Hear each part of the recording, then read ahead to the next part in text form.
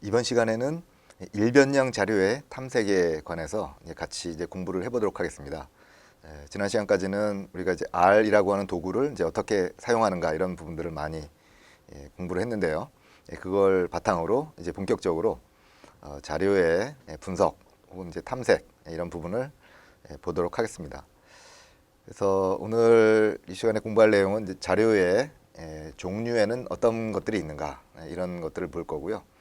그런 자료 중에서 일변량 질적 자료의 분석, 또 일변량 양적 자료의 분석 이런 부분을 좀 공부하도록 하겠습니다. 먼저 자료의 종류를 먼저 살펴볼 텐데요. 왜 자료의 종류를 우리가 보게 되냐 하면 자료가 어떤 종류로 되어 있는가에 따라서 분석을 할 수 있는 방법이나 또 여러 가지 기법들이 달라지기 때문에 그렇습니다. 그래서 자료를 분석하고자 하는 분석가는 먼저 내가 가지고 있는 자료가 어떤 종류냐, 이것을 먼저 파악하는 것들이 제일 먼저 하는 일 중에 하나가 되겠습니다. 그래서 이제 오늘 그것부터 이제 시작을 할 텐데요. 근데 이제 이 자료를 이제 분석을 시작을 하다 보면 일단 통계라고 하는 우리가 기법들을 이렇게 많이 보게 됩니다. 이 통계는 현재까지 알려진 자료를 정리하고 분석할 수 있는 이제 가장 강력한 수단 중에 하나가 되고요. 데이터 분석에서도 많은 부분에서 이런 통계적인 기법들을 이제 필요로 합니다. 그래서 예를 들면 이제 여론조사 결과를 분석한다든가, 제조업의 어떤 불량률을 분석한다든가, 혹은 어떤 학습 효과를 분석한다든가 이런 거에 있어서 이제 통계적인 기법들을 많이 사용을 하죠. 우리도 이제 쓸 거고요. 그래서 여러분들이 이제 데이터 분석가에 관심이 있다 그러면 기본적으로 이제 통계학을 여러분들이 이제 공부할 필요가 있습니다. 물론 우리가 이 학습 시간을 통해서 이제 통계학을 다 이제 공부할 수는 없고요. 부분적으로 통계적인 기법만 우리가 이제 사용법을 이제 배우게 되겠는데, 여러분들이 좀 더 깊이 자료를 분석하고 싶다면 통계학을 좀 공부하라, 이렇게 좀 권유를 하고 싶고요. 자, 아까 앞서 얘기한 자료의 이제 종류를 살펴보도록 하죠. 이 자료를 어떻게 이제 어떤 기준으로 분류하느냐에 따라서 몇 가지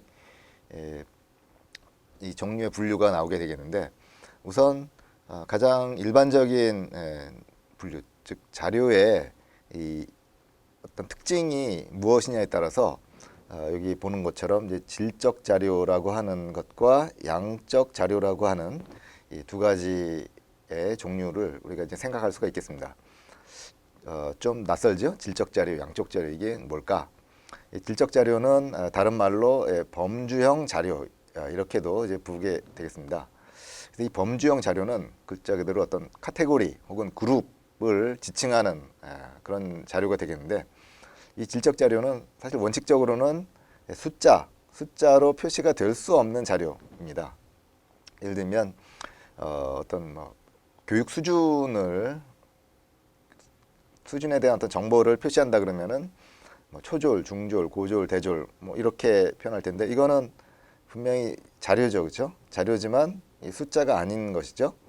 혹은 이제 성별을 입력을 해야 된다. 그러면은 이제 통상 메일, 피메일 이런 식으로 MF 이렇게 표현하는데, 이것도 숫자가 아닙니다. 그렇지만 분명히 분석할 수 있는 자료 중에 하나인 것이죠. 그래서 이와 같이 어떤 범주나 어떤 그룹을 나타내는 이런 자료를 이제 질적 자료다, 이렇게 우리가 부르고요. 그다음에 이제 그와 대비해서 양적 자료라고 하는 것은 다른 말로 이제 연속형 자료 이렇게 부르기도 합니다. 그래서 쉽게 얘기해서 이게 숫자형 자료를 양적 자료 이렇게 부르고요. 자료 자체가 크기가 있습니다. 일단 크기가 있고요. 그다음에 숫자로 표현된다.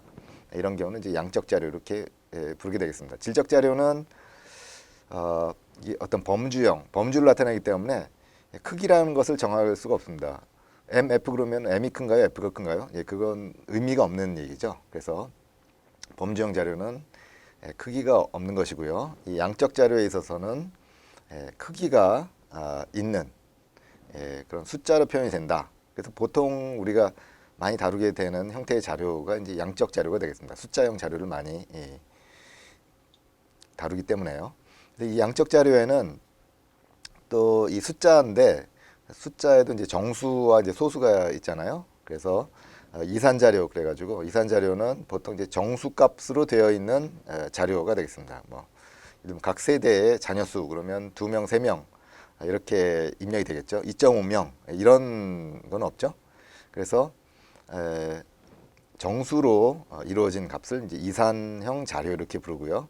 그와 반대로 소수점이 포함된 즉 실수 값으로 이루어진 자료는 연속형 자료 이렇게 부릅니다. 둘 다 이제 양적 자료죠. 그래서 여기에 얘는 키, 뭐 몸무게, 뭐 온도 뭐 이런 것들이 양적 자료의 예가 되겠습니다.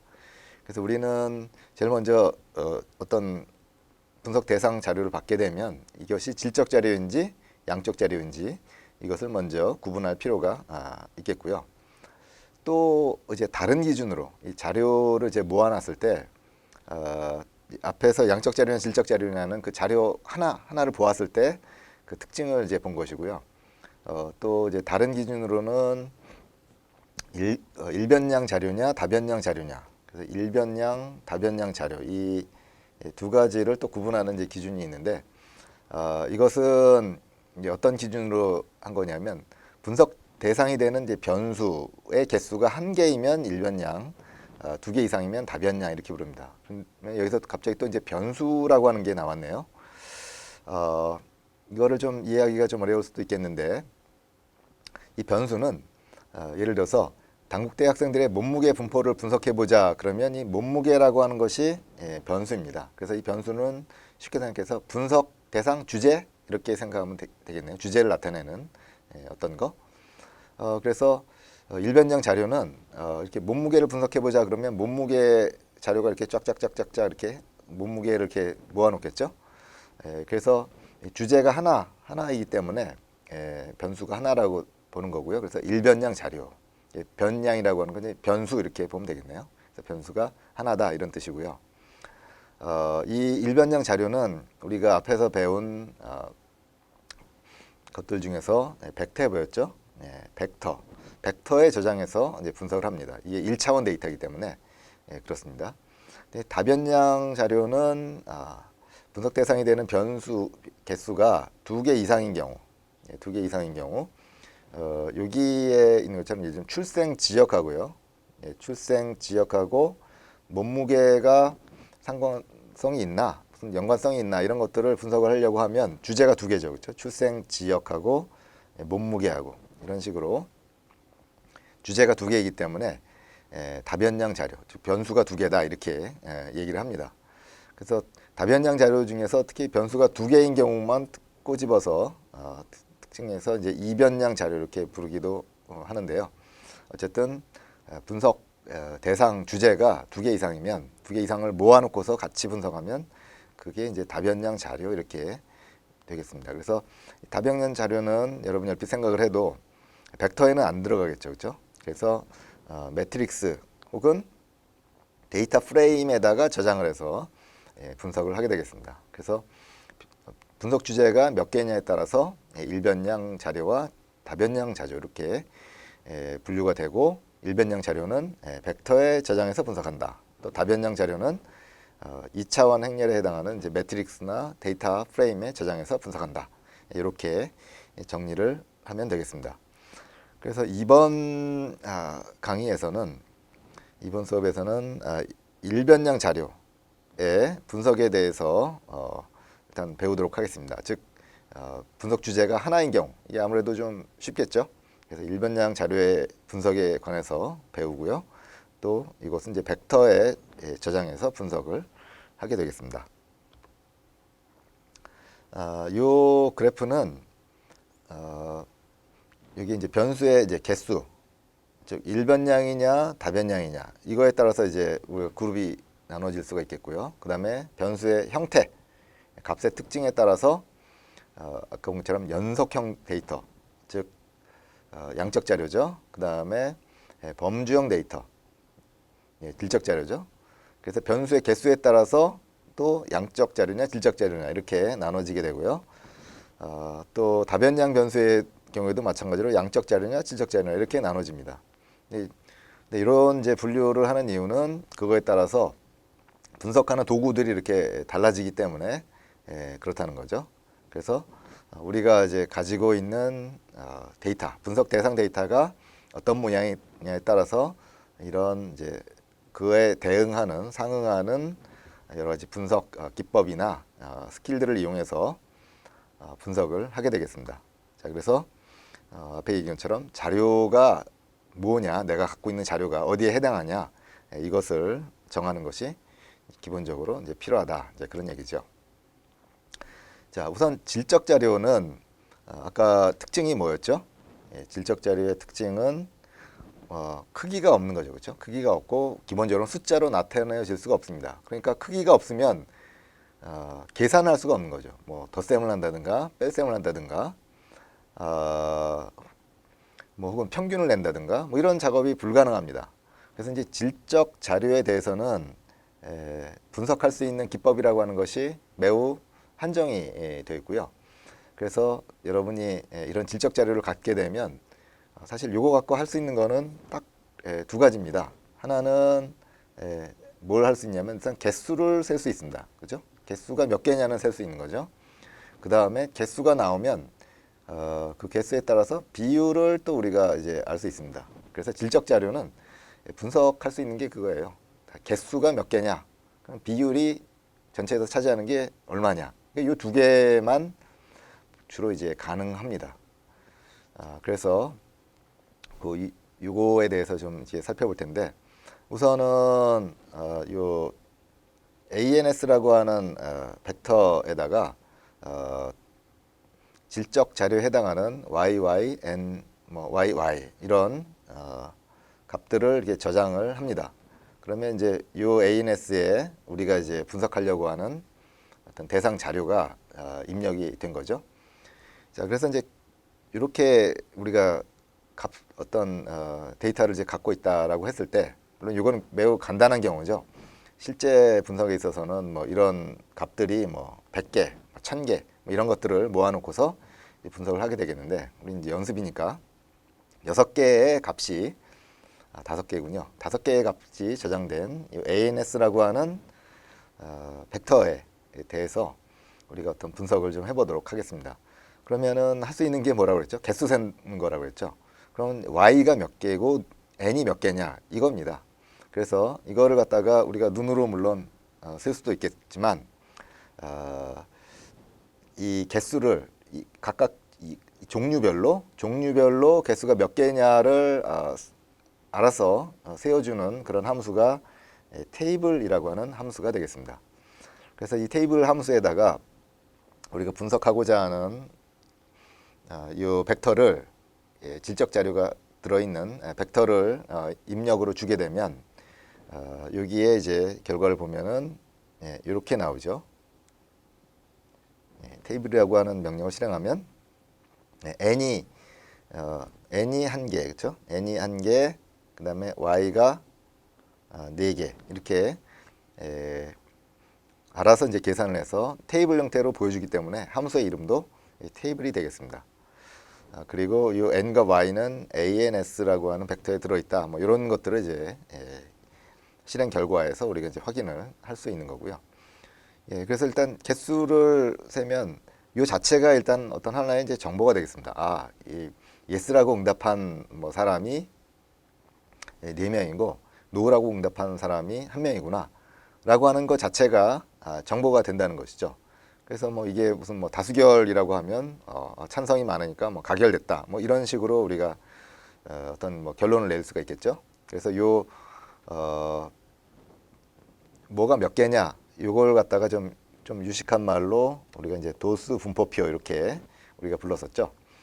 그래서 이제 도수 분포표를 이렇게 작성하면 요 자체로 어떤 기본적인 분석이 사실은 된 겁니다. 이걸로도 우리가 여러 가지 여기에서 이제 여러 이제 의미를 우리가 추론해 낼 수가 있는 것이고요. 그 다음에 개수가 나오면 비율을 또 당연히 계산할 수가 있겠죠. 비율은 어떻게 계산하죠? 어떤 특정한 종류의 어떤 개수를 전체의 개수로 나누면 그 종류의 비율이 나오는 거죠. 그래서 여기에 보면 이게 이제 각각의 어떤 종류별 개수를 구하는 함수이고요. 그 다음에 이거 한번 보시죠. length하고 ans 이게 뭐 하나의 함수였죠? 예, ans에 값들이 몇 개 들어있냐 그것을 계산하는 함수였죠. 그래서 각각의 종류는 여기 종류의 개수는 여기 들어있고요. 그것을 전체 개수로 나누면 그게 비율이죠. 그래서 결과를 보면 이와 같이 n이 0.2라고 하는 얘기는 20%라는 얘기고 y가 0.8 그러면 전체의 80%라는 얘기죠. 즉 전체 대상의 80%가 찬성을 했다. 뭐 이런 얘기가 되겠습니다. 그래서 분포표를 통해서 개수가 얼마냐 이렇게 보든지 아니면 각각의 종류가 비율이 얼마냐 이렇게 보는 것이 기본적으로 일변량 질적 자료를 가지고 분석을 하는 그런 예가 되겠습니다. 이 밑에 보면 우리가 아이리스 데이터셋 우리가 많이 사용을 했죠. 거기에서 이 품종 정보가 얘가 질적 자료죠. 그래서 이걸 갖다가 테이블 함수에 집어넣으면 여기 있는 것처럼 뭐 세토사가 50개, 벌스칼라가 50개, 버지니카가 50개 이런 식으로 도수분포표를 이제 그래서 보여주게 되겠습니다. 자, 이거를 우리 같이 한번 실습을 해보도록 할까요? 도수분포표를 만들어 보기 위해서 먼저 ANS에 데이터를 집어넣고요.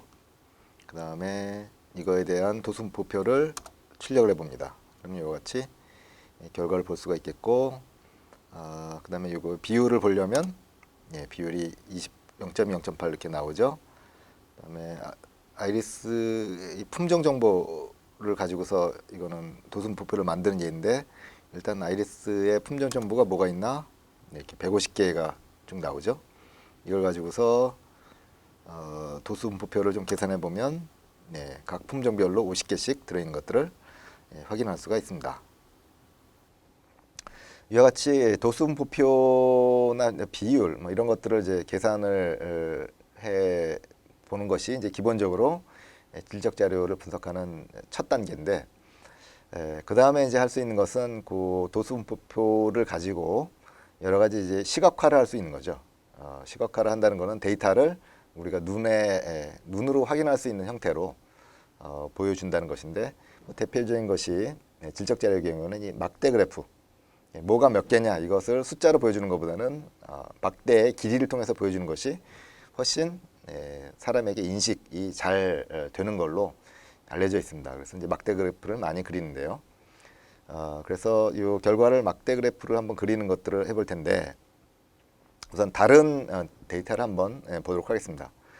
자, 여기에 보니까 favorite.color라고 하는 변수를 하나 벡터를 선언을 하는데, 거기엔 이제 뭐 레드, 그린, 뭐 옐로우 해가지고 뭐 좋아하는 뭐 색깔들, 뭐 100사람한테 당신이 좋아하는 색깔은 뭡니까 이렇게 물어봐가지고 응답을 받았다고 하면 이게 이제 주제가 하나죠, 그렇죠? 좋아하는 색깔. 그러니까 일변량 자료이고 그 데이터가 숫자가 아닌 레드, 그린, 뭐 옐로우 이런 식으로 크기를 정할 수 없는 그런 특징을 가진 값이기 때문에 질적 자료입니다. 그래서 이제 이런 일변량 질적 자료가 여기 favorite.color라고 하는 벡터에 저장이 되어 있고요. 제일 먼저 하는 게 뭐죠? 도수분포표를 그리는 거죠. 그래서 이제 테이블 함수를 통해서 도수분포표를 만든 다음에 그 결과를 sum이라고 하는 데다가 또 이제 저장을 합니다. 이 sum을 출력을 해보면 이와 같이 이렇게 나오죠. 이제 sum도 일종의 이제 벡터인데, 이 막대 그래프를 그리려면 그래서 일단 이와 같이 도수분포표를 먼저 작성을 하고 그 결과를 인풋으로 주게 됩니다. 그리고 이제 막대 그래프를 그리는 명령어는 이제 barplot이라고 하는 함수가 되겠습니다. 처음 보는 함수죠. 막대 그래프를 그리는 함수고요. 거기에는 여러 가지 인풋 값을 줄 수 있는데, 기본적으로는 데이터가 들어있는 이 도수분포표가 들어있는 이 변수하고, 그 다음에 main은 favorite 그랬는데 이 main은 매개 변수의 이름인데요. 어떤 매개 변수냐면 여기에 있는 요겁니다. 즉 막대 그래프의 제목을 지정할 수 있는 매개 변수인데 그 매개 변수에다가 값은 뭘 주냐면 favorite.color 그래가지고 요게 이제 여기에 이렇게 표시가 되는 거죠. 내가 표시하고 싶은 어떤 제목 이름을 여기에 주면 되고요. 여기는 영어로 썼지만 한글도 쓸 수가 있습니다. 한글도 문자로 취급이 되기 때문에 한글 제목도 쓸 수 있다. 그것을 여러분이 이제 기억을 하면 되겠고요. 그래서 이렇게 해서 실행을 하면 이와 같은 그림이 그려집니다. 그래서 이거를 보면은 x축이 뭐가 되죠? 종류죠. 종류들이 x축으로 나열이 되고요. 그 다음에 이제 y축이 개수. 개수가 y축으로 표시가 되는 그런 막대 그래프가 그려집니다. 그래서 지금 보면 뭐 레드가 네 명이고 이것을 확인할 수 있죠. 나머지도 이렇게 숫자를 확인할 수가 있겠습니다. 자, 이 막대 그래프도 같이 한번 그려보도록 하겠습니다. favorite.color에 이같이 선호하는 색상을 데이터를 입력을 해주고요. 그 다음에 도수표를 만들어서 썸이라고 하는데 저장을 했죠. 그래서 썸을 출력을 해보면 이와 같이 색깔별로 빈도가 있고요. 이걸 가지고서 막대 그래프를 그리면 이와 같이 아래쪽에 그래프가 그려지는 것들을 볼 수 있겠는데요. 여기서 줌을 클릭을 하면 이렇게 좀 확대해서 이렇게 크기를 조절해 가면서 그래프를 볼 수가 있습니다. 그래서 이런 기능도 여러분이 나중에 활용을 하면 되겠고요. 지금 여기 그래프의 제목이 영어로 나오는데 한글도 된다 이렇게 있죠. 그래서 여기 보면 한글로 그려진 것들을 확인할 수가 있겠습니다. 다른 막대 그래프를 한번 그려볼까요? 아래서 우리가 이제 실습을 하라고 제공해 주는 그런 데이터 셋들이 많이 있는데 그 중에 이제 empty cars라고 하는 데이터 셋이 있습니다. 이 데이터 셋은 이제 어떤 차량하고 그거하고 관련된 어떤 정보들을 어떤 차량의 모델에 따라서 그 차량의 어떤 특징이나 어떤 뭐 재원 정보를 담고 있는 그런 데이터 셋이 되겠습니다. 그래서 이제 그거를 여러분이 내용이 뭐가 들어있나 보고 싶으면 이렇게 헤드 함수를 써서 앞쪽에 몇 개만 이제 보면 어떤 내용인지 여러분이 알 수가 있겠고요. 그 다음에 여기에는 여러 가지 어떤 주제가 들어 있습니다. 즉 다변량이라는 얘기죠. 근데 이제 그 중에서 하나만 뽑습니다. 이거는 이제 캐브레터 그래가지고 이제 기화기, 자동차에는 기화기의 개수를 담고 있는 그런 정보인데 그것만 따로 빼가지고요. 거기서 따로 추출을 해서 이런 변수에다가 저장을 하면 이거는 이제 일변량 자료가 되겠고요. 그 다음에 사실은 이 기화기 수 그러니까 이거는 어떻게 되죠? 질적 자료가 아닌 양적 자료죠. 수는 한 개, 두 개, 세 개 이렇게 될 테니까.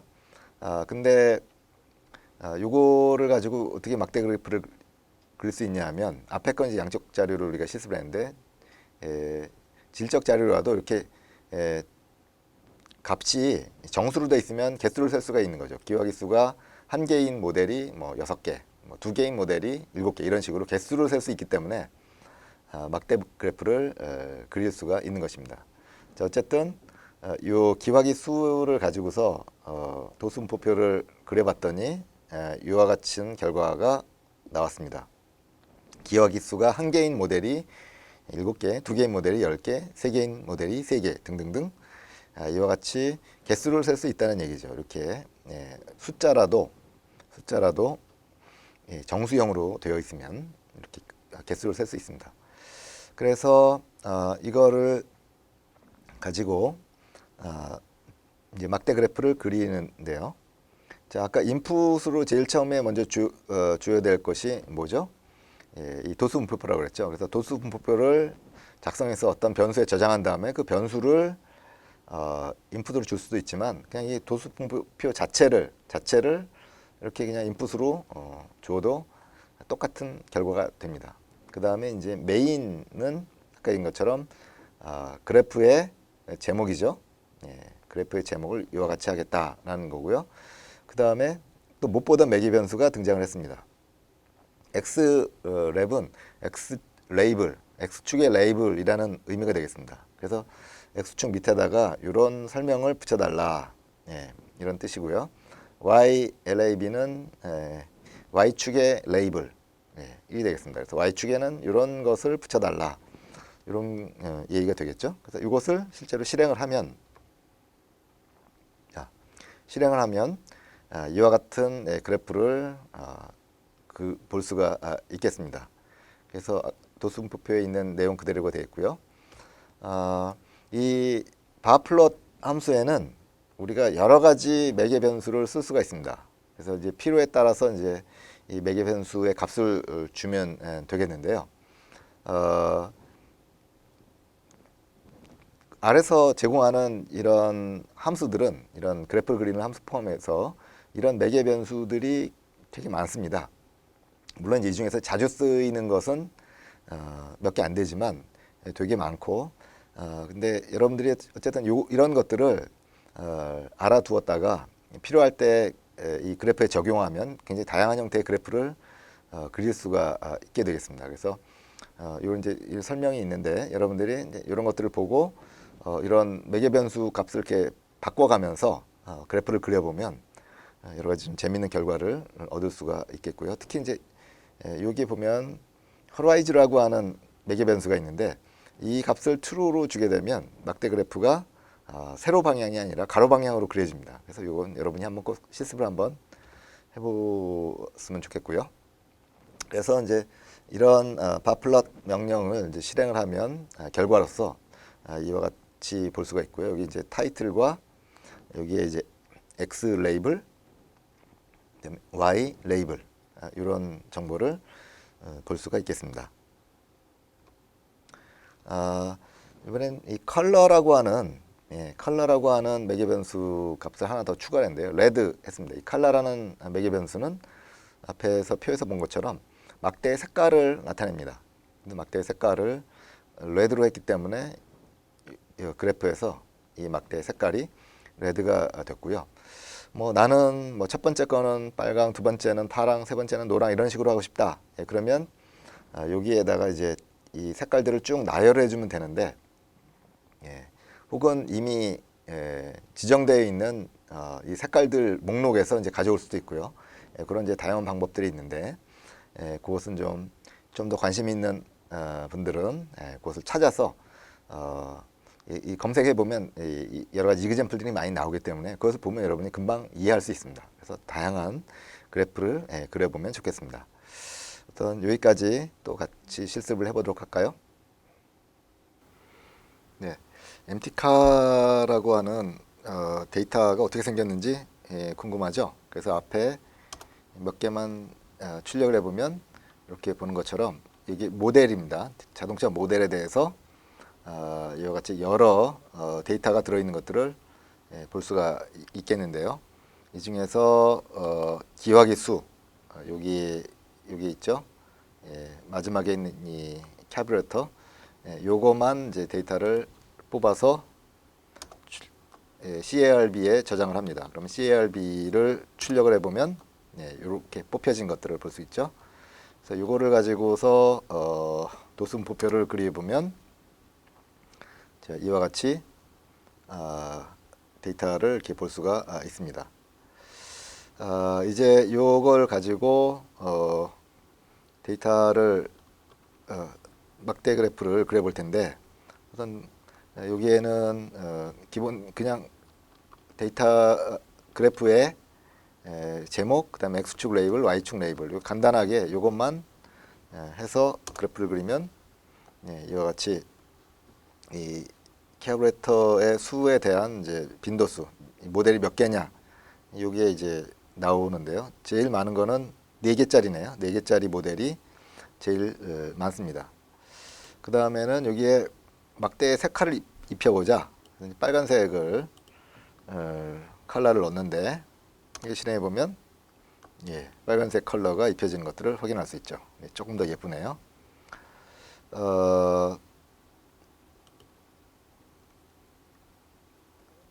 요거는 막대 색깔이 뭐 똑같이 레드네요. 그냥 뭐 우리는 블루로 해볼까요?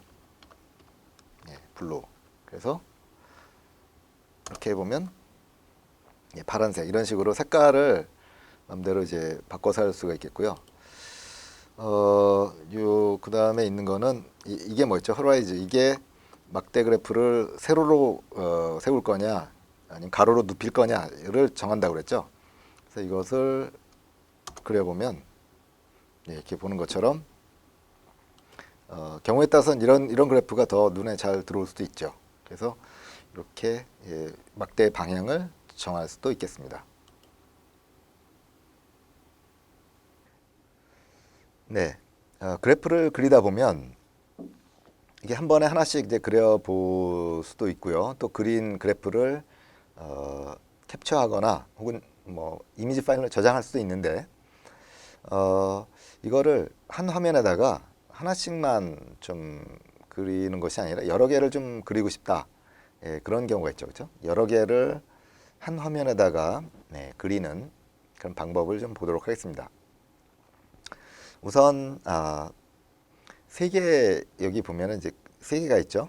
세 개의 그래프가 있는데 이 세 개의 그래프를 한 화면에다가 나열해서 보려면 어떻게 해야 되느냐? 뭐 크게 어렵지는 않고요. 요 첫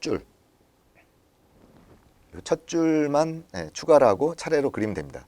그 요거의 의미는 좀 뭔가 복잡한 거죠. 뭐 PAR이라고 할 수도 있고 그 안에 또 MF로라고 하는 매개 변수를 이용하는데 이거는 이제 어떻게 생각하면 되냐면 화면을 가상으로 분할해 주는 그런 일을 한다 이렇게 보면 되겠습니다. 그러면 이제 어떻게 분할하는가가 여기에 있습니다.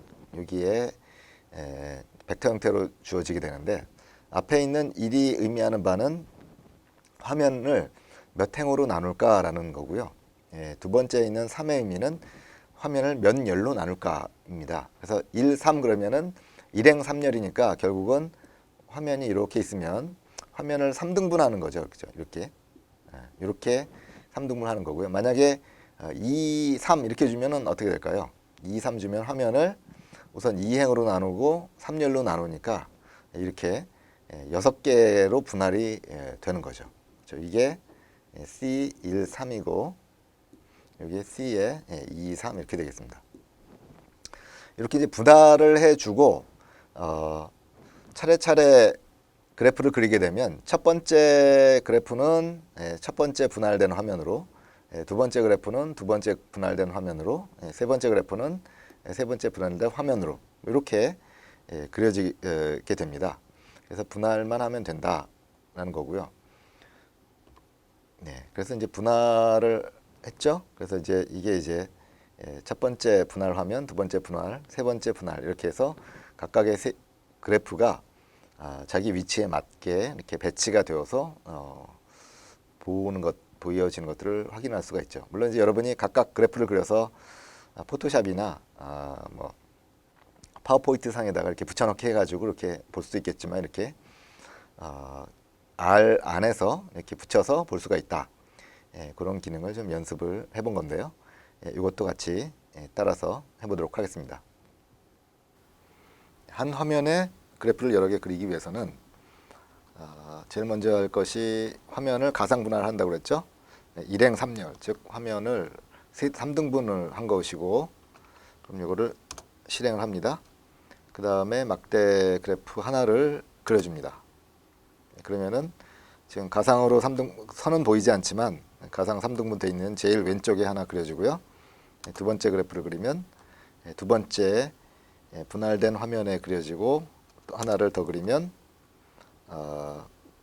그 다음에는 이제 요 세 번째 그려지는데 이렇게 분할을 하면 좀 불편한 점은 그 다음에 나는 화면 하나 전체에다가 그래프를 그리고 싶은데 예를 들면 이거를 근데 분할되어 있는 상태이기 때문에 이렇게 이렇게 나온다는 얘기죠. 그래서 여러분들은 그냥 이거 한번 이렇게 분할해서 그린 다음에 끝나면 어, 이거를 갖다가 1, 1 이렇게 하면은 이제 그냥 화면 분할이 안 되는 거죠. 그렇죠?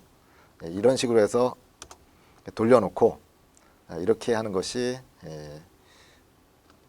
이렇게 하면 그 다음에는 이제 그래프를 그리면 이게 이제 전체 뜨거든요. 그래서 가상 분할했으면 보통은 이렇게 다시 분할을 안 한 상태로 돌려놓고 이후 작업을 하는 것이 좀 더 편하죠. 이 막대 그래프에 대해서 여러분이 좀 더 공부하고 싶다. 그러면은 요거는 이 물음표는 헬프 요청입니다. 바플롯에 대해서 정보를 보여달라 그러면은 이 바플롯의 매뉴얼 정보를 볼 수가 있겠고요. 또는 알스튜디오의 헬프 탭이 있죠. 화면에 그 왼쪽 오른쪽 아래에 헬프 탭에서 이 바플롯을 검색해도 요거하고 이제 똑같은 결과를 볼 수 있습니다. 또 지금 이 두 개의 여러 사이트가 있습니다. 막대 그래프의 예제를 볼 수 있는 사이트들이 있는데 여기에 가보면 예제가 있으니까 그거를 이제 따라해 보면 막대 그래프에 대해서 좀 더 다양한 기능들을 배울 수가 있고요. 그 다음에 색깔이 되게 중요하죠. 그죠? 그래프나 뭐 이런 것 시각화로 하면 색깔이 되게 중요한데 우리가 알고 있는 영어 이름 컬러 이름이 몇 개 안 되죠. 그렇죠? 레드, 그린, 블루, 뭐 다크 뭐 이런 몇 개 안 되는데 다양한 그 색깔의 이름이나 색깔의 숫자를 붙여놓은 게 있습니다. 이제 그런 것들을 여기에서 가보면 여러분이 좀 더 다양한 색상을 이용을 할 수가 있겠습니다. 이 연습 문제는 자, 여러분들이 이제 각자 해보도록 하겠고요. 자, 이제 일변량 질적 자료의 분석에서 일단 막대 그래프도 있고요. 그 다음에 비율을 계산하게 되면 그 비율을 가지고서 원 그래프, 파이 그래프를 우리가 이제 작성을 할 수가 있죠. 그래서 이제 이 원 그래프를 그리는 것들을 좀 해볼 텐데 이건 뭐 간단합니다. 일단 앞에는 데이터를 입력을 하는 부분이고요. favorite 컬러에다가 이제 데이터를 입력을 했고 그 다음에 도수 분포표를 작성을 해가지고 이제 썸이라고 하는데 저장을 해놨고요. 원 그래프를 그리는 함수의 이름은 파이입니다. 파이 차트. 그래서 이제 파이라는 함수를 쓰게 되고요. 여기도 마찬가지로 도수 분포표를 입력으로 받는데 이렇게 썸이라고 하는데 저장해서 썸을 넣어도 되고 아니면 테이블 자체를 여기다가 이렇게 줘도 된다고 그랬죠. 그 다음에 이제 메인은 마찬가지로 제목이 되겠습니다. 이렇게 해서 그래프를 그리게 되면 여기에 보는 바와 같이 레드, 그린, 블루가 이렇게 비율의 크기에 따라서 비율이 높은 쪽이 넓은 면적을 차지하고 있죠. 이런 이제 파이 그래프를 그릴 수가 있겠고요. 원 그래프도 이게 뭐 다양하게 여기다가 이제 숫자나 비율이나 어떤 개수를 여기다가 이제 표시할 수도 있고 뭐 좀 더 이제 고급진 것들을 보면은 요거를 이렇게 파이처럼 이렇게 진짜 떼어내 가지고 뭐 이렇게 그린 것도 있고 뭐 굉장히 다양하게 그릴 수가 있습니다. 그래서 이제 그런 예는 이런 이제 참고 사이트를 여러분이 좀 보도록 하겠고요. 우리는 이제 일단 간단하게 그려보는 정도로 일단 만족을 해야겠습니다. 자, 이 원그래프도 같이 그려보도록 하겠습니다. 원그래프를 그려볼까요? 선호 색상 데이터를 저장을 하고 그 다음에 도수 분포표를 만들고 그 다음에 원그래프를 그리고 그래서 화면에 보는 것처럼 원그래프를 그리는데 조금 약간 볼품이 없죠. 그래서 원그래프의 경우에는 이 아래서 제공하는 이런 기본 함수 말고 다른 좀 지원 함수들을 이용해서 좀 예쁘게 그리는 여러 가지 방법이 있으니까 기억해뒀다가 여러분이 찾아서 좀 보면 되겠습니다. 자, 우리가 지금까지는 이제 일변량 질적 자료, 즉 어떤 크기나 크기를 갖지 않는 그런 형태의 자료들에 대해서 우리가 이제 살펴보았고요. 이제는 일변량 그 양적 자료, 이 양적 자료에 대해서 이제 분석하는 법들을 우리가 살펴보도록 하겠습니다. 양적 자료는 이게 크기가 있는 거죠, 그렇죠? 크기가 있기 때문에 이 크기를 이용해 가지고 이 굉장히 다양한 분석들을 할 수가 있습니다. 그래서 여기에 보면 이렇게 굉장히 많죠. 뭐 평균도 내볼 수가 있겠고, 뭐 합계도 내볼 수가 있고, 굉장히 다양한 분석을 할 수 있다 이런 것들을 우리가 보는데, 그래서 이제 뭐 이런 평균, 뭐 중앙값 4분위수, 분산 표준편자, 그다음에 박스 플롯, 히스토그램, 뭐 나무 잎 그림, 뭐 이런 등등등의 도구들을 이용해서 분석을 할 수 있는데, 우리가 일단 하나하나 살펴보도록 하겠습니다. 우선 이제 평균. 보통은 양적 자료를 우리가 가지게 되면 그 제일 먼저 하는 게 합계 내고 평균 내는 게 제일 먼저 하는 거죠. 이게 다 이유가 있는데 왜 그러냐면, 자, 이런 거 한번 생각해 보죠. 우리가 모든 국민들의 소득, 뭐 개인별 소득 자료를 하나의 벡터에 다 넣었다고 합시다. 그러면 뭐 길이가 엄청나겠죠. 예, 뭐 한 뭐 2천만 명 이렇게 2천만 개의 값이 하나의 이제 벡터에 뭐 들어가 있다 이렇게 볼 수가 있겠는데, 그럼 2천만 개나 되는 이 값들을 우리가 딱 가지고 막막하죠, 그렇죠? 뭔가 이 전체 2천만 개를 대표할 수 있는, 이 특징 지을 수 있는 뭔가 하나의 어떤 값 뭐 이런 것들을 좀 알 수 있으면 좋겠는데, 그게 뭘까? 2천만 개를 대표할 수 있는 하나의 값. 예, 그거가 뭐냐면 바로 평균이 그런 이제 대표 값이 될 수 있다는 얘기죠. 평균이라는 건 되게 이제 중요하죠, 그렇죠? 2천만 명의 평균 소득 이런 얘기니까, 예를 들면 전체적으로 우리나라가 뭐 얼마나 잘 사는지, 각 나라의 평균 소득을 이렇게 비교해 보면 그 나라가 얼마나 잘 사는 나라냐 이런 것들을 알 수 있는 거잖아요. 그래서 평균이라고 하는 것이 어떤 전체를 대표할 수 있는 대표값 중에 하나입니다. 그래서 이제 평균을 우리가 제일 먼저 구해보게 되죠. 여러분들이 예를 들면 학생이라면 시험을 보게 될 텐데, 그러면 이제 선생님이나 뭐 교수님이 채점한 다음에 제일 먼저 해보는 게 뭐겠습니까? 평균 내보는 거예요. 그래야 이 학생들이 뭐 전체적으로 수준이 어떤지 잘 따라오고 있는지, 어떤 건지, 시험이 어려운지 쉬운지 뭐 이런 것들이 평균을 가지고서 해석을 할 수 있는 거잖아요. 그래서 이제 평균을 제일 먼저 계산하게 되는데, 평균은 이미 우리가 잘 알고 있습니다. 예, 그래서 이 평균을 이제 mean 뭐 이렇게 얘기하죠. average라는 단어보다는 mean이라고 하는 단어를 더 많이 쓰는데, 이 평균은 뭐 구하는 식은 뭐 이렇죠, 그렇죠? 각각의 값들을 합계를 한 다음에 그거를 n으로 나누는 거죠, 개수로. 이 그럼 이제 평균이죠. 쉽게 알 수 있는 것인데, 이것은 이게 물리적으로 보면요, 이게 이제 어떤 균형점 혹은 이제 무게중심 이렇게 됩니다.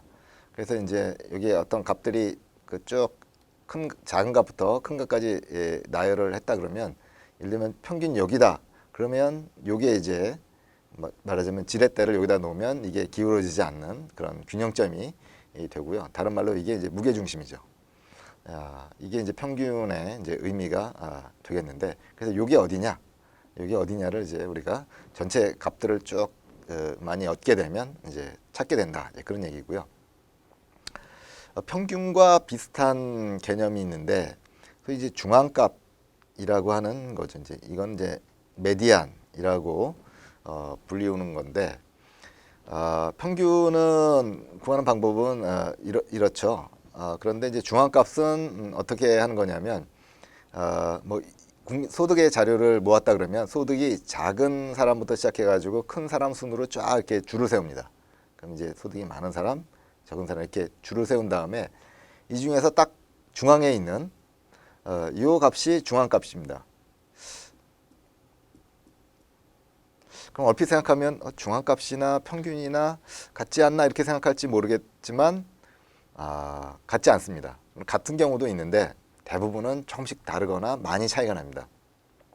그 이유를 이제 좀 이따 이제 보게 될 텐데, 이게 데이터가 이 값들이 분포가 고르게 아주 잘 사는 사람부터 예를 들면 이게 소득이라고 하면 소득 같은 경우가 특히 이제 그런데 뭐 잘 사는 사람들이 이렇게 쭉 있고 못 사는 사람들 쭉 있고 이렇게 해서 이 소득이 어떤 격차가 이게 좀 일정하다 보면 중앙값이나 평균이나 같습니다.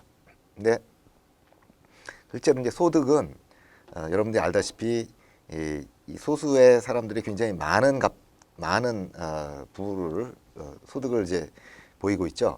그러다 보니까 평균을 내면 이거에 영향을 받아서 균형점이 이동을 하는 거죠, 그렇죠?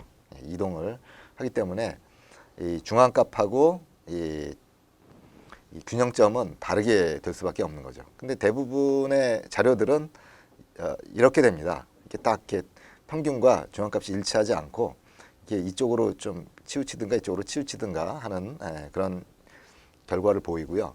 이게 이제 중앙값하고 평균이 이걸 보면은 이제 비교해 보면 이게 어느 쪽으로 값들이 몰려 있구나라고 하는 것들을 우리가 또 이제 알 수 있게 됩니다. 어쨌든 평균하고 이제 중앙값은 이제 그런 의미가 되겠고, 그다음 이제 절사 평균은 평균의 일종입니다. 이제 트렌드 민 이렇게 있으니까 이제 평균의 일종인데 이게 이런 절사 평균을 쓰는 이유는 예를 들면 이렇게 소득을 이렇게 쭉 줄 세워 놓으면 이게 너무 못 사는 이런 경우나 너무 잘 사는 이런 경우는 사실은 전체를 나타내는 데 있어서 사실 너무 왜곡을 가져오는 값들이죠. 평균은 글자 그대로 어떤 전체를 좀 대표할 수 있어야 되는데 이렇게 너무 이렇게 특이한 값들 때문에 이 평균이 영향을 받으니까 그러면은 이런 거 좀 잘라버리고, 그렇죠? 이렇게 잘라버리고 그래도 좀 어떤 정상이라고 생각되는 일반적이라고 생각하는 값들만 가지고서 평균을 내보자. 그게 더 전체를 대표할 수 있지 않겠냐, 이제 그런 겁니다. 그래서 절사평균이라는 걸 쓰고요. 그래서 이제 요거를 R로 하게 되면 표변 어떤 얼마 몇 퍼센트 잘라 버릴까 이걸 갖다가 이제 n이라고 이제 값을 주게 되는데, 그러면 작은 거 n%, 큰 거 n%를 제외한 나머지를 가지고 평균을 낸 것이 절사평균이 되겠습니다. 예, 여기에 보면 EBS의 평균의 함정이라고 하는 뭐 다큐멘터리 비슷한 게 있는데 이거 한번 여러분이 가서 한번 보기 바랍니다. 이게 내용이 재밌습니다. 이게 평균이 어떤 전체를 대표하지 않는 이제 그런 사례를 이제 보여준 건데 재밌으니까 한번 여러분이 보면 좋겠고요. 그래서 이제 요거 이제 그 EBS에 나온 그 화면을 뭐 캡처한 건데 요 이제 이 사람은 한 명 한 명이고요. 그 다음에 요 키가 뭐냐면 이게 이제 소득입니다. 이게 소득을 키로 나타내는 거예요. 그러다 보니까 이제 이게 어마어마하게 큰 사람들도 있고 뭐 거의 뭐 보이지 않는 정도의 사람들도 있는데 이게 이제 어떤 소득의 크기를 나타낸다고 하면 이 상태에서 평균을 내게 되면 이런 이 거인들의 영향을 받아가지고 평균값이 이 가운데에서 이렇게 이쪽으로 좀 이동을 하고 있는 것들을 보게 되고요.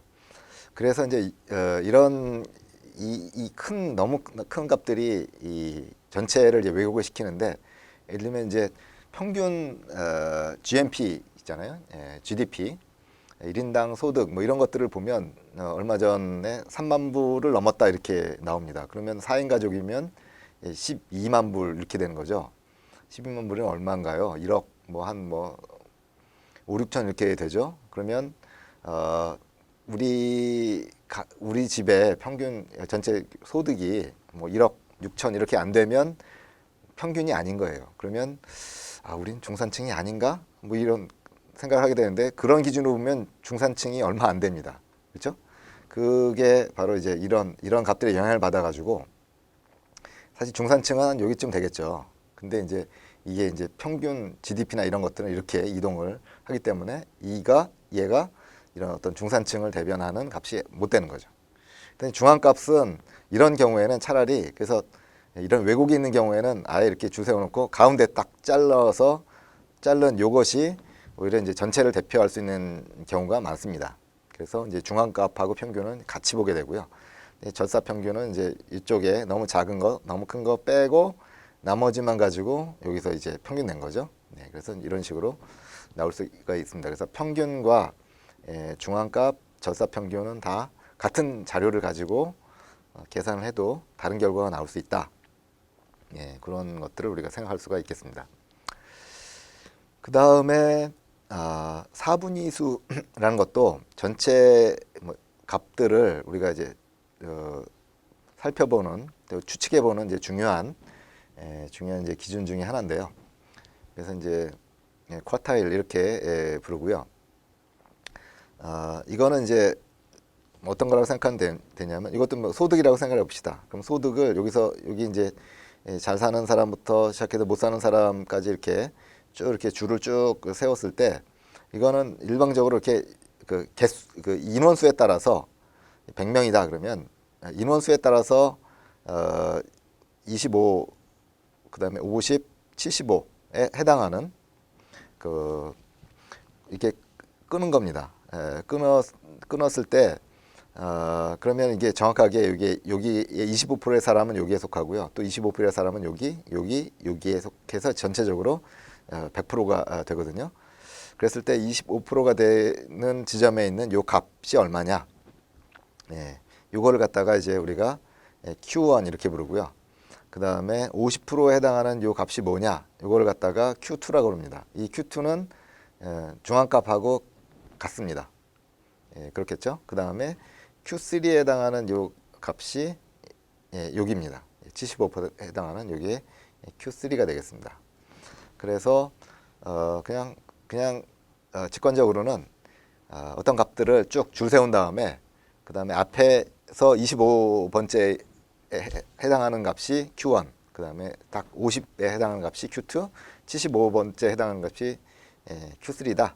이렇게 보면 되겠습니다. 근데 이제 이것이 이제 의미가 있는 것이 각각 요 위치에 있는 값들의 이제 크기를 보면 전체적으로 이 데이터를 우리가 추측해 볼 수가 있겠는데, 물론 이제 추측해 보려면 좀 데이터를 보는 눈이 좀 있어야죠. 여기는 좀 경험이 좀 필요합니다. 우리는 현재 공부하는 입장에서는 Q1, Q2, Q3가 나와도 이게 뭐 무슨 의미인가 이렇게 보이거든요. 근데 이제 계속 자꾸 이제 데이터를 보다 보면 이 값만 보면 우리가 가지고 있는 이 데이터의 어떤 특징이 대충 머릿속에 그려진다, 이제 그런 얘기죠. 그런 시간이 올 때까지 우리가 계속 이제 분석 연습을 많이 해야 되는 거죠. 어쨌든 이 4분위도 우리가 R을 이용해서 쉽게 계산을 할 수가 있다는 겁니다. 자, 그래서 이제 몇 가지 우리가 평균도 있고요, 중앙값, 그다음에 4분위수 이런 것들이 있는데 또 다른 것들도 있지만, 일단 우선 좀 이런 것들 R을 통해서 이제 어떻게 할 수 있는지 좀 해보고 다음으로 지나가는 게 좋겠죠. 그래서 R에서 제공하는 함수 미는 뭐 평균입니다. 그 다음에 메디안은 중앙값이고요. 그 다음에 쿼타일은 4분위수고요. 썸머리는 쿼타일 플러스 한두 개의 값을 더 정보를 더 줍니다. 그래서 보통 이제 요거보다는 이 썸머리가 이제 많이 쓰입니다. 4분위수를 구하려면 썸머리를 많이 쓰게 되는데, 일단 연습을 위해서 두 개의 벡터를 만들었는데, 마이 데이터라고 하는 벡터에는 이렇게 이제 5개의 값이 들어있습니다. 50, 60, 100, 75, 200. 그 다음에 마이 데이터.big이라고 하는 벡터를 하나 더 만들었어요. 이거는 마이 데이터하고 너무 어마어마하게 큰 값, 이런 것들하고는 너무 차이가 나는 큰 값을 하나 일부러 넣습니다.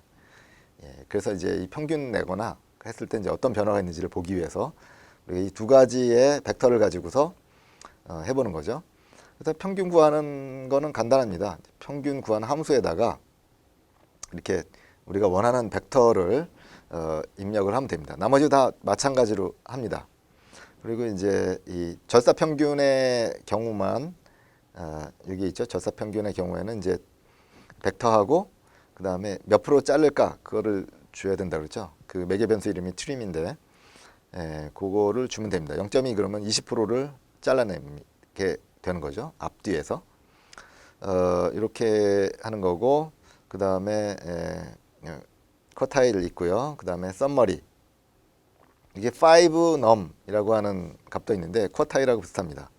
그래서 이제 요 세 개 쿼타일, 썸머리, 파이브 넘은 거의 내용이 비슷해요. 비슷한데 이 썸머리가 제일 많이 쓰인다. 이렇게 일단 좀 알아두면 되겠습니다.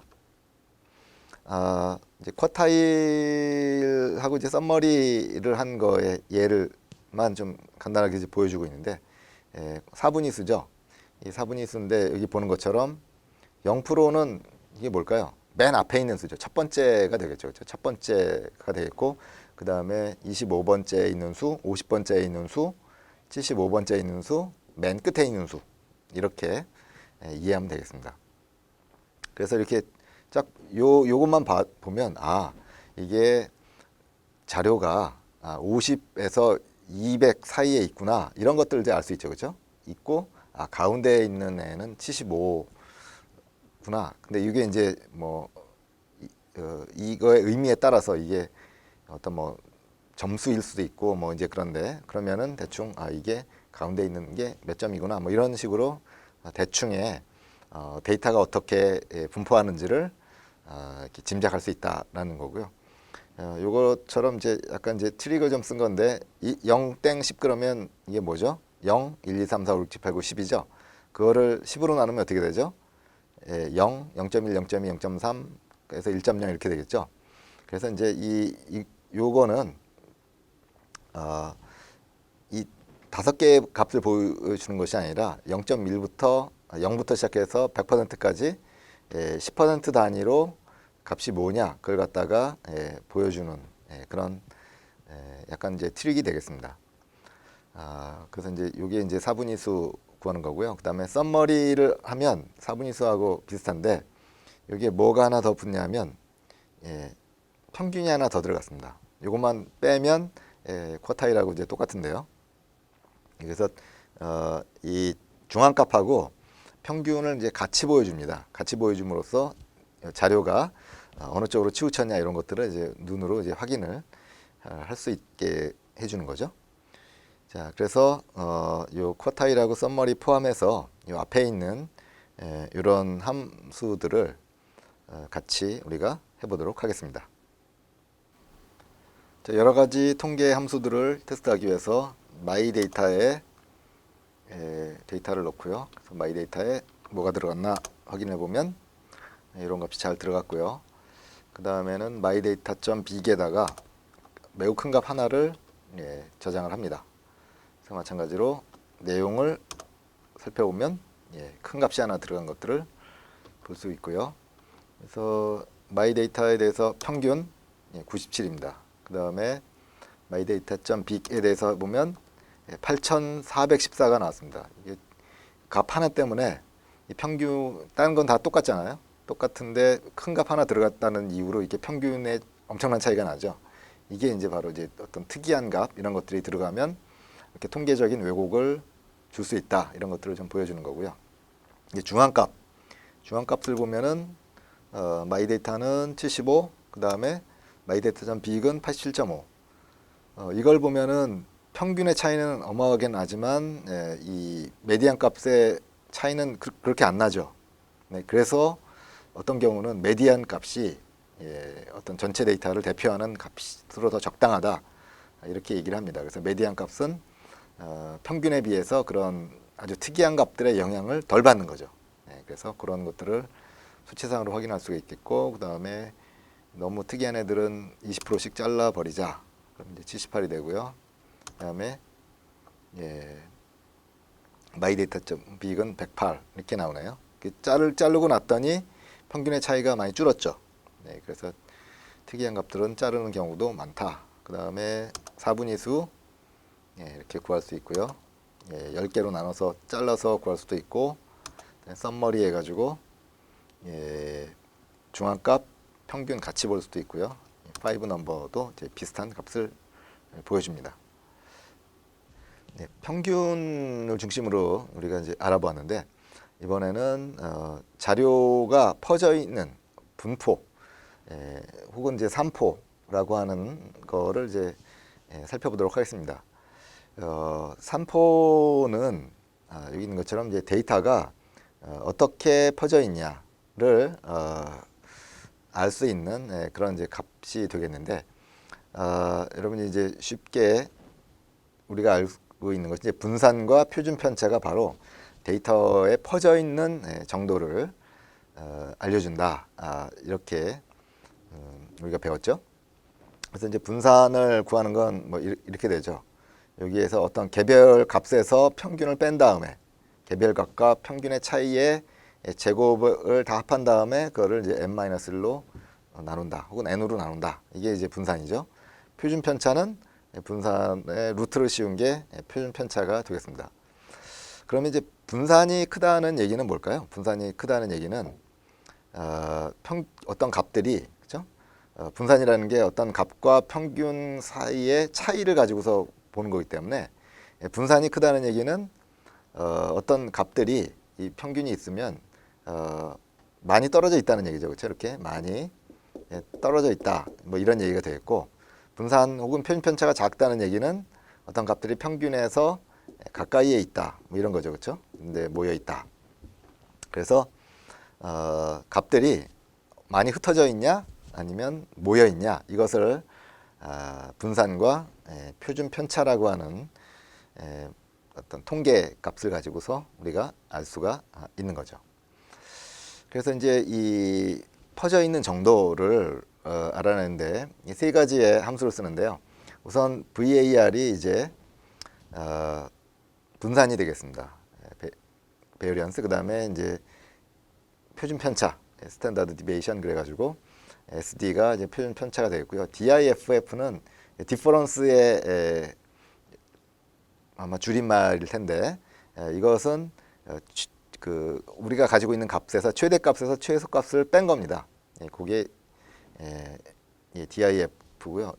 마찬가지로 이것도 최대값에서 최소값을 뺀 이 값 자체가 크면 무슨 뜻이 되죠? 이게 크면 데이터가 이게 이제 최소값부터 최대값까지 쭉 줄을 세워놨다 그러면 크다는 얘기는 이게 넓게 퍼졌다는 얘기죠, 그렇죠? 이 값이 작다는 얘기는 이렇게 데이터들이 이렇게 모여 있다는 얘기가 됩니다. 그래서 이것도 일종의 어떤 퍼져 있는 정도를 측정할 수 있는 어떤 기준 중에 하나가 됩니다. 그래서 이렇게 하는 것인데, 이 여기다 레인지 그러면 이게 바로 이제 최대값하고 최소값을 구해주는 함수거든요. 그래서 최대값과 최소값 사이의 차이를 계산하는 게 되겠습니다. 그렇고요. 그 다음에 뭐 분산하고 표준 편차는 여기다가 데이터 자체를 집어넣으면 됩니다. 그러면 알아서 분산과 표준 편차를 구해주게 되겠고요. 그래서 이제 실행하면 이와 같이 나오게 되겠죠. 그래서 이것도 우리가 같이 한번 따라서 해보도록 하겠습니다. 마이데이터에 데이터가 어느 정도 퍼져 있나 보기 위해서 우선 마이데이터를 한번 더 보겠습니다.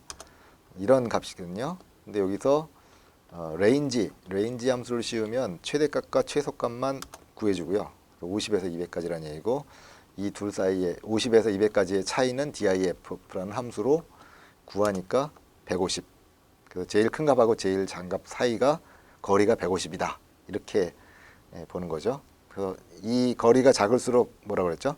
데이터가 서로 촘촘한 범위에 분포한다. 이런 뜻이라고 했습니다.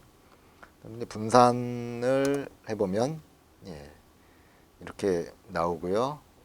표준 편차, 루트 씌우니까 이렇게 나오고, 그래서 이것도 마찬가지로 값이 클수록 넓게 퍼져 있는 것이다.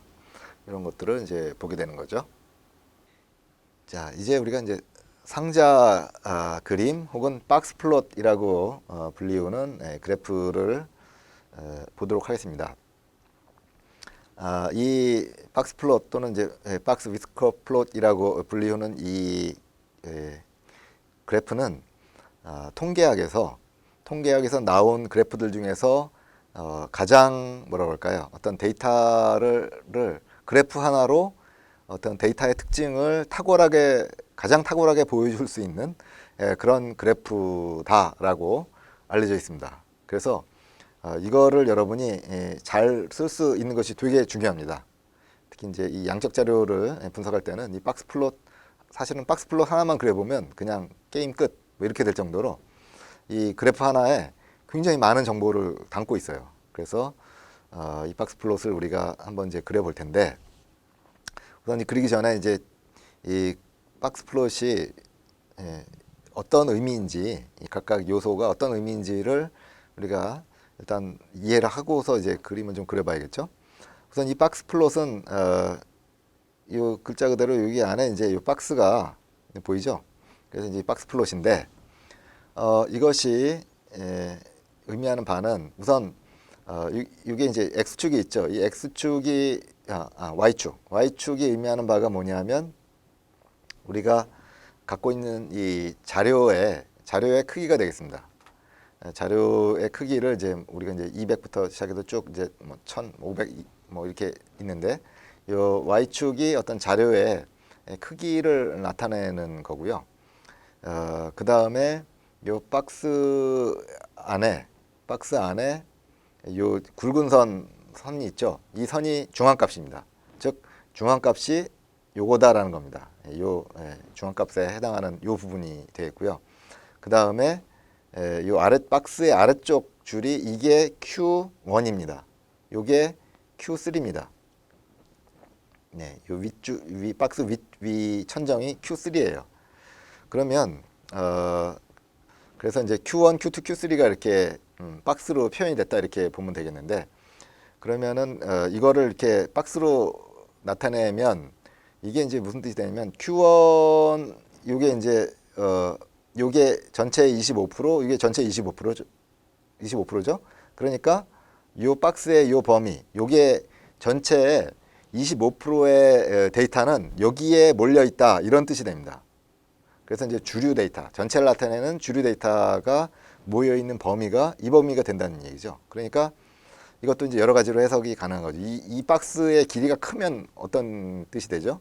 많이 이제 그런 주류 데이터가 흩어져 있는 거죠, 그렇죠? 그리고 요게 폭이 작으면 어떻게 되는 거죠?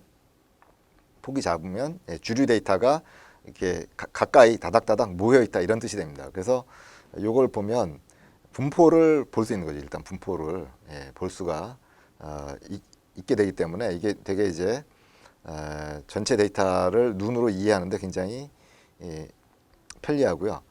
그 다음에 이 박스의 이 넓이, 이 면적은 의미가 없습니다. 어떤 통계적인 어떤 특징을 갖지 않습니다.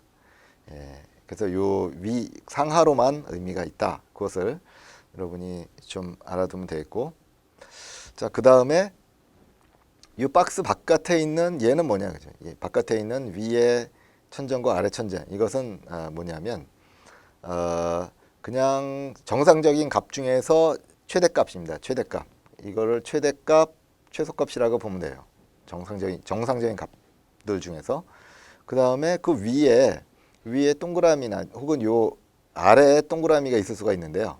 이런 값들을 뭐라고 그러냐면 이상치 혹은 특이값, 영어로는 아웃라이어 이렇게 부릅니다. 이게 굉장히 이제 중요한 건데요. 이거는 정상 범위, 우리가 생각할 때 이 데이터의 분포를 봤을 때 정상 범위 밖에 있다고 간주가 되는 값들입니다. 그래서 이런 값들은 뭐 에러일 수도 있고 아니면 어떤 중요한 의미를 갖는 값일 수도 있습니다. 그래서 이제 이것들이 이제 이 동그라미로 이렇게 표시가 되고요. 이 동그라미 하나가 값 하나입니다. 그래서 이제 어디는 동그라미가 막 3개 있는 경우도 있고 그런데요. 그래서 동그라미 하나가 값 하나를 의미한다. 물론 이제 겹쳐지면 뭐 하나로 보이겠지만 어쨌든 여러 개를 표현할 수가 있고요.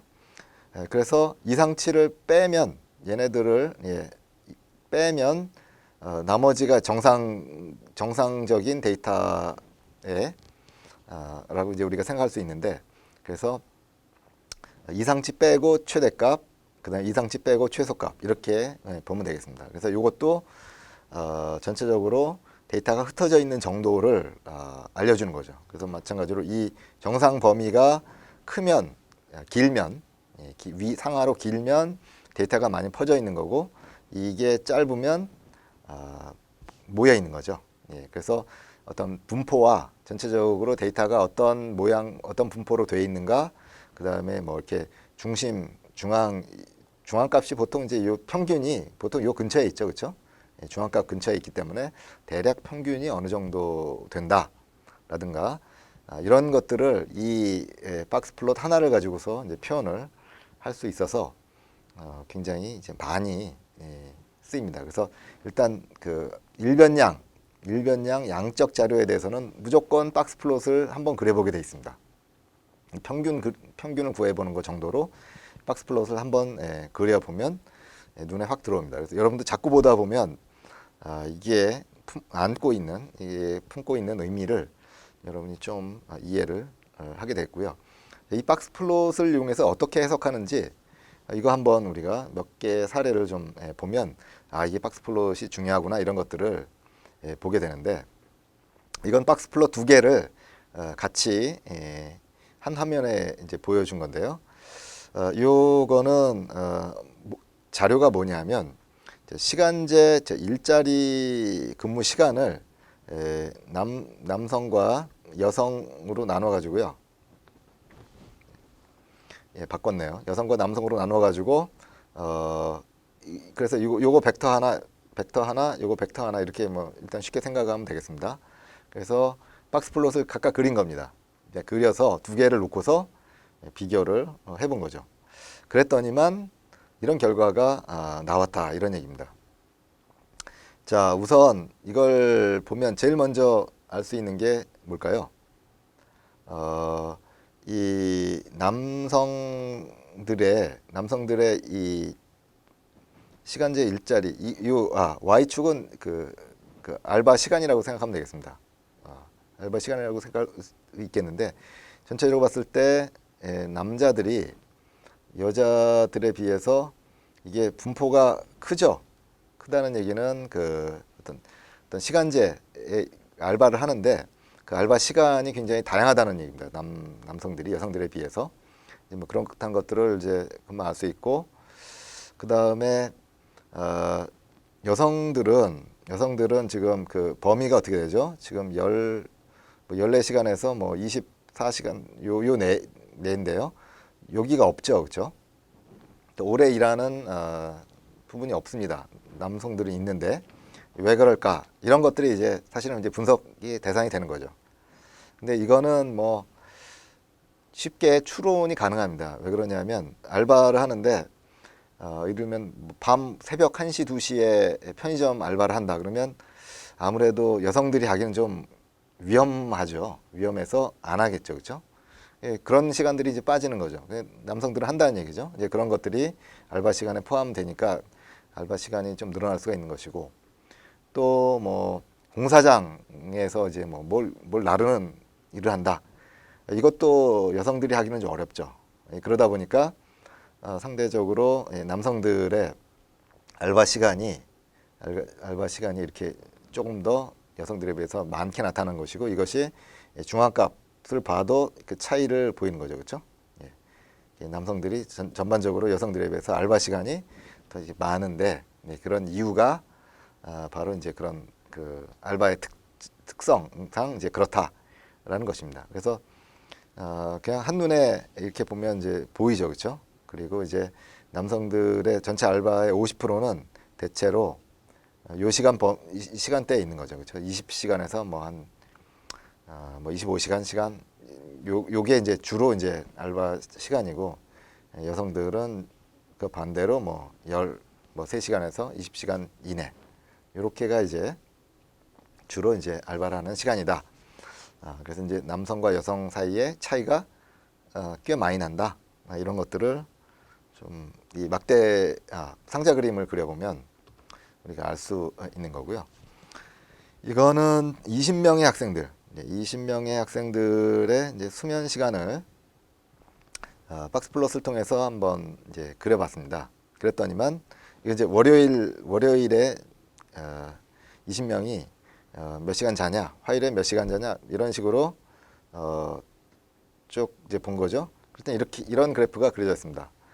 그러면은 뭐 여러 가지 이제 분포를 보면 한번 분포를 비교해 볼까요? 분포를 비교해 보면 제일 분포가 작은 것이 이제 여기네요, 그렇죠? 모여 있죠. 보통 4시간에서 7시간 사이로 모여 있고, 분포가 제일 큰 거는 어디인가요? 예, 여기죠, 그렇죠? 제일 길죠. 무려 5시간에서 11시간까지 자는 학생들이 있네요. 자, 이런 것들도 보면 뭐가 보이나요? 예, 수요일 그런 것도 예, 왜 여기는 분포가 이렇게 좀 이렇게 좀 길이가 작고 여기는 이렇게 분포가 이렇게 넓게 퍼져 있을까? 예, 이게 이제 요일을 보면 그만 이해가 되죠. 이제 토요일이라는 거죠, 그죠? 토요일이니까 월화수목금 수고했으니까 나는 이제 뭐 푹 자야지, 종일 자야지 이러면 이제 이게 많아지는 거죠. 이게 반대로 야 이제 토요일 놀기 좋다 그래가지고 신나게 놀자 그러면 이제 이렇게 굉장히 안 자는 거죠. 안 자는 사람부터 시작해서 많이 자는 사람까지 이렇게 프리한 게 이제 토요일이다. 뭐 이런 것들을 볼 수가 있겠고, 수요일은 전체적으로 이게 분포도 이제 서로 이제 모여 있지만 자는 시간도 굉장히 작죠. 예, 이때는 보면 보나마나 이제 과제가 많이 나오니 과제를 하려다 보니까 이제 많이 못 자는 거죠, 그렇죠? 못 자고 대부분의 학생들이 잘 못 잔다. 뭐 이런 것들을 볼 수가 있죠. 다 같이 못 자는 거죠. 여기는 이제 뭐 많이 자는 노느라고 적게 자는 사람, 뭐 많이 자는 사람 이렇게 많이 있는 거고 이런 것들을 이렇게 보는 겁니다. 그래서 이게 또 이 평균도 보세요. 이제 월요일부터 시작해가지고 점점 줄죠, 그렇죠? 자는 시간이 점점 줄다가 그렇죠? 금요일 날 이제 자는 시간이 늘어나죠. 드디어 이제 주말이 된 거죠. 이런 흐름을 보고 이렇게 늘어났다가 일요일이 되니까 다시 자는 시간이 또 그 내려오네요. 이제 월요일 준비해야겠죠. 그래서 이런 박스 플롯을 이렇게 쭉 여러 그룹에 대해서 그려놓고 보면 뭔가 이렇게 전체의 어떤 흐름이나 어떤 그 값이 가지고 있는 특징들을 이렇게 볼 수 있고요. 여기에 이런 동그라미가 뭐죠? 이게 좀 특이값이죠. 이런 경우에 이제 화요일 날 대체로 뭐 한 8시간 이내로 자는데 이 친구만 무려 10시간을 혼자 잤습니다. 뭐 이유는 알 수가 없죠. 밤을 그 다음날 뭐 수업이 없는지 일찍 자는 학생도 있고 이제 목요일도 보면은 대체로 아무리 못 자도 한 3시간은 잤는데 이 친구는 2시간 거의 꼬박 샜네요. 밤샌 친구가 있네요. 그리고 뭐 여기처럼 이제 일요일 날 이제 월요일 준비 안 하고 또 많이 자는 무려 거의 12시간 가까이 자는 아마 이 친구는 뭐 글쎄요 토요일 날 밤 샜을 수도 있겠네요, 그렇죠? 이 친구가 이 친구일 수도 있겠는데 뭐 하여튼 이런 것들을 박스 플롯을 보면서 여러 가지 정보들을 이 박스 플롯을 통해서 알아낼 수가 있고요. 그래서 이제 이 박스 플롯이 뭔가 양적 자료를 나타내는 아주 특이한 아주 출중한 그런 기능을 가지고 있다 이렇게 보면 되겠습니다. 그러면 이제 우리도 이제 박스 플롯을 한번 이제 그려봐야 될 텐데 그리기 위해서 R에서 제공하는 state.x77이라고 하는 데이터셋을 좀 활용을 해보겠습니다. 이 데이터셋은 미국의 52개 주에 대해서 통계를 모아놓은 거예요. 그러니까 이것도 일변량 아니고 다변량입니다. 여러 주제가 있거든요. 이제 그 중에서 소득이라고 하는 게 있는데 이걸만 따로 뺍니다. 그러면 이제 주제가 하나로 줄기 때문에 이제 일변량 자료가 되고 박스 플롯을 그려볼 수가 있는 거죠. 그래서 먼저 state.x77의 내용이 뭔지 궁금하면 함수를 보면 되는데 여기에 이렇게 결과가 나옵니다. 그래서 여기 뭐 알라바마, 알라스카 그래가지고 이게 행의 이름들이 이렇게 쭉 이렇게 붙어 있고요. 이건 데이터가 아닙니다. 여기 뭐 아무것도 없는 걸 보면 이건 데이터가 아니라 데이터의 이름이거든요. 행의 이름이고요. 그다음에 여기에 들어있는 정보들은 뭐 population 그래가지고 뭐 인구, 그다음에 소득, 그다음에 여기 뭐 일리터러시 그랬으니까 문맹률, 그다음에 뭐 기대 수명 뭐 등등등 해가지고 뭐 살인율 뭐 이런 것도 있고요. 뭐 면적 이런 것도 있고 해서 각 주별로 어떤 통계 데이터를 모아놨는데 이 중에서 요 인컴 요것만 잘라내는 겁니다. 그러면 요거는 일반량이 되죠. 요걸 가지고서 우리가 이제 박스 플롯을 그려볼 건데 요게 바로 이제 요걸 잘라내는 방법이죠. 열의 이름을 이용해 가지고 이걸 이렇게 잘라서 st.income에다가 저장을 하는 거죠. 그 다음에 이제 이거를 잘라낸 이 벡터를 인풋으로 하고 여기는 y11 뭐였죠? y축의 레이블 그걸 income value 이렇게 줘가지고 박스 플롯을 그리게 되면 이와 같이 그려지게 됩니다. 인컴이 이제 전체적으로 52개 주 전체적으로 보면은 대체로 이제 평균은 뭐 이쯤 되고요. 그 다음에 주류 한 50%의 전체 50%는 요 범위에 있다. 뭐 이런 것들을 볼 수가 있고요. 그리고 이제 미니멈은 이 정도, 그 다음에 맥시멈은 이 정도인데 특이한 주가 있네요. 특이한 주. 그 다른 이 특이하다는 얘기는 다른 값들하고 아주 차이가 굉장히 많이 난다. 이제 그런 얘기입니다. 그러면 이 주는 어떤 특이한 주의 소득을 나타낼 텐데 52개 주 중에서 어느 주일까요? 여러분 어느 주라고 생각합니까? 뭐 캘리포니아? 아니고요. 알래스카가 되겠습니다. 알래스카가 왜 이렇게 소득이 높을까? 알래스카에 석유가 나죠, 그렇죠? 석유가 많이 나는데 사실인지 아닌지 모르겠습니다만 그래서 하여튼 그 주의 주민들한테 그런 그 석유를 이렇게 끌어올린 뭐 그런 것들로 뭐 하여튼 되게 혜택이 많이 있는 것 같아요. 그래서 알래스카가 그 최상위에 올랐습니다. 특이값으로 됐네요. 어쨌든 이것도 한번 우리가 그려보도록 하겠습니다. 먼저 state.x77의 내용을 살펴봅시다. 그러면은 이제 대략 이런 미국의 52개 주에 대해서 여러 통계 정보를 담고 있는 것들을 볼 수 있고요. 이 중에서 주별 인컴만 잘라서 sd.income에다가 저장을 하면 여기 이렇게 주별로 값이 이렇게 저장되어 있는 것들을 볼 수가 있고요. 이걸 가지고서 이제 박스 플롯을 그리면 이게 옆으로 늘어져서 보여서 좀 보기가 안 좋습니다만 이렇게 줄여서 이렇게 보면 이와 같이 박스 플롯을 볼 수가 있습니다. 이번에는 아리스 데이터셋, 우리가 잘 알고 있는 아리스 데이터셋을 가지고 좀 박스 플롯을 그려볼 텐데 어떤 그 데이터가 있는데 데이터가 쭉 있는데 이 데이터에 그 레이블이 붙어 있으면 그래서 이 데이터는 뭐고 이 데이터는 뭐고 이런 레이블이 붙어 있으면 이 레이블은 이제 주로 이제 그룹 정보죠, 그렇죠? 그룹 정보가 붙어 있으면 박스 플롯을 이 그룹에 의해서 그룹별로 일단 데이터를 나눈 다음에 그룹별로 박스 플롯을 각각 그릴 수가 있습니다. 그래서 이거 세 개를 합쳐서 하나로 보여주는 이런 게 가능합니다. 이거는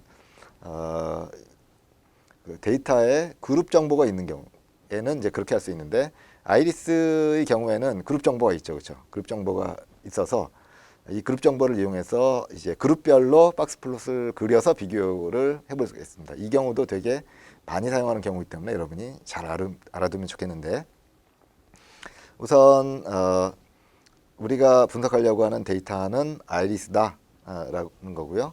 그 다음에 그 아이리스에서 우리가 보고 싶은 데이터는 petal.width다 라고 하는 거고요.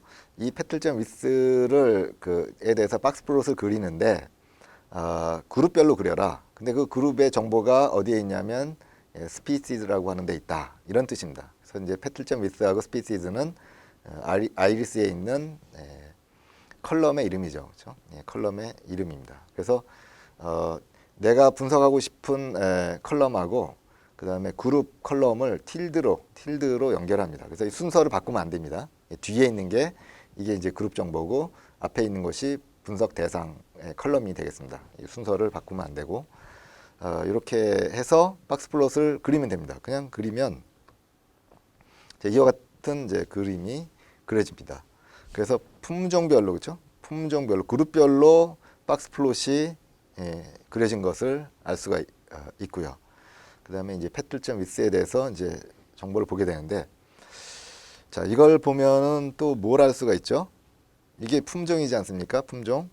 그래서 아주 일단 눈에 확 띄게 나타나는 것은 이 세토사 품종은 패틀점 위스에 있어서 이게 뭐였죠? 이게 꽃 잎의 폭이었는지 꽃 받침의 폭이었는지 항상 헷갈리는데, 어쨌든 이 꽃받침의 폭이 다른 두 품종에 비해서 매우 낮죠, 그렇죠?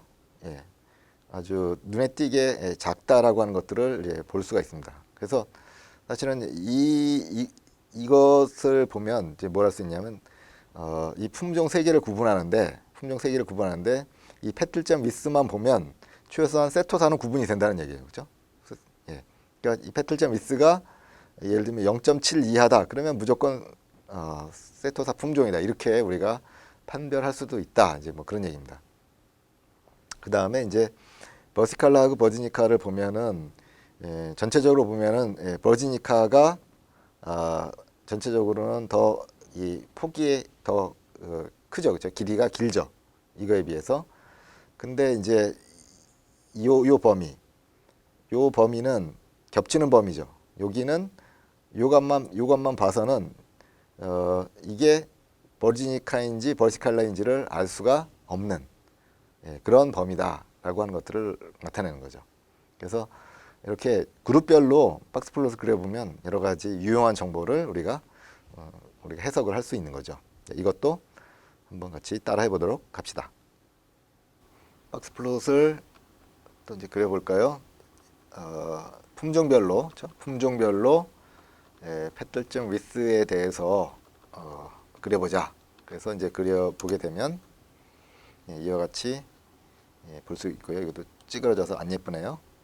이와 같이 세토사가 역시 특이하게 좀 작은 것들을, 길이가 작은 것들을 좀 볼 수가 있겠고, 마찬가지로 세플점 품종별로 세플점 위스를 보는데 이것도 실행을 해서 보면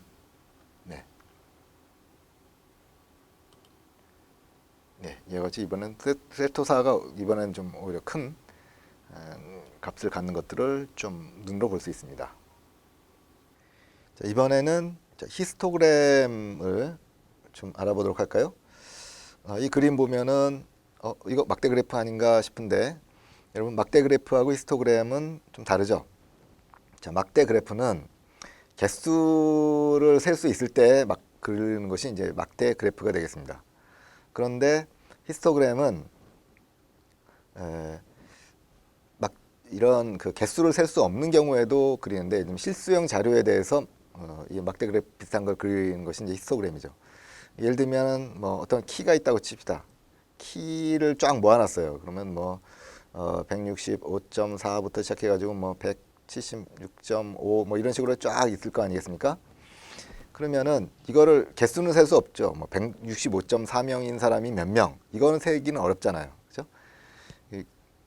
그래서 이 히스토그램은 어떤 식으로 그리냐면 160부터 170까지 이렇게 구간을 나눈 거예요. 그러면 이게 몇 명이다, 이거는 셀 수 있죠, 그렇죠? 그 다음에 170에서 180 사이는 몇 명, 이렇게 또 셀 수가 있죠. 그래서 요걸 가지고서 그리는 거죠. 요걸 가지고서 몇 명이다, 이걸 가지고. 그래서 실수형 자료는 구간을 나눕니다. 일정하게 구간을 나눈 다음에 그 구간에 해당하는 자료가 몇 개냐, 이거를 카운트해 가지고 마치 막대 그래프처럼 그리는 것이 히스토그램이다, 이렇게 일단은 이해를 하면 되겠습니다. 그래서 그 외관상 차이가 나느냐? 차이가 좀 납니다. 통상 이제 막대 그래프를 그리면 이 막대와 막대 사이에 이 간격이 생깁니다. 간격이 있고요. 그 다음에 히스토그램은 막대와 막대가 붙어 있습니다. 보는 것처럼 붙어 있습니다. 그런 차이가 있고, 그 다음에 막대 그래프에서 이 면적 있죠? 면적은 의미가 없어요. 면적은 의미가 없는데 히스토그램에서 면적은 의미가 있습니다. 왜냐하면 이 구간값이기 때문에 그래요. 이 구간이 주어지기 때문에 이 폭과 이걸 곱하면 이 면적이 어떤 통계값을 의미한다는 거죠. 그래서 외관상은 비슷하나 막대 그래프와 히스토그램은 좀 다르다, 이렇게 일단 이해를 하고요. 히스토그램을 한번 그려봅시다. 마찬가지로 아까 그렸던 state.x77에서 수입을 가지고서 히스토그램을 그릴 텐데, 히스토그램을 그리는 함수는 히스트입니다. 히스토그램의 약자겠죠. 그래서 인풋을 주고요. 그 다음에 이제 뭐 메인은 이건 다 아는 거죠. 제목, 그 다음에 x축의 레이블, y축의 레이블, 그 다음에 보더는 막대의 테두리 색입니다. 여기 있는 것처럼 막대의 테두리 색을 파란색으로 하는 얘기고요. 컬러는 COL은 컬러인데 막대의 내부의 색깔이 되겠습니다. 그린으로 했고요. 그다음에 LAS는 to 그러면 x축의 이제 글씨 방향인데, 그 x축에다가 어떤 글씨를 붙일 때 이게 이제 막 글씨가 길면 그거를 가로로 하게 되면 겹쳐지죠, 그렇죠? 막대에. 그래서 이제 이걸 세로로 많이 하는데, 그런 이제 글씨의 방향을 정하는 건데요. 0부터 3까지가 있습니다. 근데 이제 보통 2를 많이 쓰는데 2가 바로 이제 세로로, 세로 방향으로 글씨를 이제 나열하는 건데, 그건 좀 이따 보면 알겠고요. 그 다음에 브레이크는 5 그러면 요 값이 뭐냐면 막대의 개수를 조절하는 변수가 되겠습니다. 그러면 막대의 개수가 5개라는 뜻은 아니고요. 막대 5로 하면은 막대의 개수가 이런 식으로 계산이 되는데, 이거 뭐 잘 모르겠죠. 그래서 이거는 그냥 대충 그 어떤 적정한 값을 넣어 가지고 그 원하는 모양이 나오면 그걸로 이렇게 하면 되겠습니다. 그래서 이거는 어쨌든 이 개수가 커지면 숫자가 커지면 막대의 개수가 좀 늘어난다, 이렇게 보면 되겠습니다. 그래서 이걸로 이렇게 그려보면 이런 그래프가 그려지는 걸 알 수 있고, 여기 숫자가 지금 세로 방향으로 좀 되어 있죠. 여기에 이 세로 방향으로 이렇게 써진 이유가 앞에서 이 LAS라고 하는 값이 2로 되어 있기 때문에 그렇습니다. 이거를 이제 0부터 3까지 이렇게 바꿔가면서 하면 이 값이 뭐 가로로도 쓰여지고, 이렇게 가로로 쓰여지기도 하고, 이렇게 아니면 옆으로 뉘어서 이렇게 쓰여지기도 하고, 뭐 이렇게 다양하게 좀 조절을 할 수가 있겠습니다. 그래서 이것이 히스토그램을 그리는 방법인데, 이것도 한번 같이 해보도록 하겠습니다. state.x77에서 인컴 변수에 있는 값들만 뽑아서 보고, 이걸 가지고서 이제 히스토그램을 그리는 거죠. 히스토그램을 자 그려보면 이와 같은 그래프를 볼 수가 있습니다. 자, 이제 거의 마지막으로 이제 줄기입 그림, 줄기입 그림이라고 하는 거를 좀 알아볼 텐데, 이거는 막대 그래프를 세로로 그린 거하고 비슷해요. 비슷한데 이 막대로 이렇게 데이터의 어떤 분포나 개수를 이제 표현하는 것이 아니라 값 자체로 이제 표현하는 방법이 이제 줄기 그림이 되겠습니다. 쉽게 그 예를 하나 보면 정말 이해가 되는데, 일단은 요 어떤 성적을 우리가 벡터에 모아놨다고 합시다. 성적 데이터를. 그러면 이제 일변량이고 양적 자료죠. 그래서 줄기 그림은 이제 stem이라고 하는 함수를 쓰게 되고요. 이 점수에 대해서, 스코어에 대해서 이 줄기 그림을 그려라 라고 하는 것이고, 스케일은 2 이렇게 줬는데, 이거는 좀 이따 설명을 하고요. 이렇게 그리면 일단 결과가 이렇게 나옵니다. 이렇게 나오는데, 요거는 요 앞쪽에 있는 거요. 앞쪽에 있는 것을 줄기라고 하고요. 그 다음에 요 뒤쪽에 있는 부분을 잎이라고 부르는데요. 그래서 줄기 그래프 이렇게 그리는데, 줄기가 의미하는 바는 뭐냐면 4, 5, 6, 7, 8, 9 이렇게 돼 있죠. 쉽게 생각해서 40점 대 50점 대 60점 대 70점 대 이렇게 생각하면 됩니다. 그래서 점수대 이렇게 보면 되고, 그러면 뒤에 잎은 뭐냐면 이 0은 여기에 있는 데이터 하나예요. 그래서 0은 40점 이렇게 되는 겁니다. 그 다음에 그리고 하나밖에 없죠. 잘 찾아보면 40점이 하나밖에 없어요. 40점 대에는. 그래서 잎이 하나고, 그 다음에 50점 대에는 5, 9 이렇게 돼 있죠.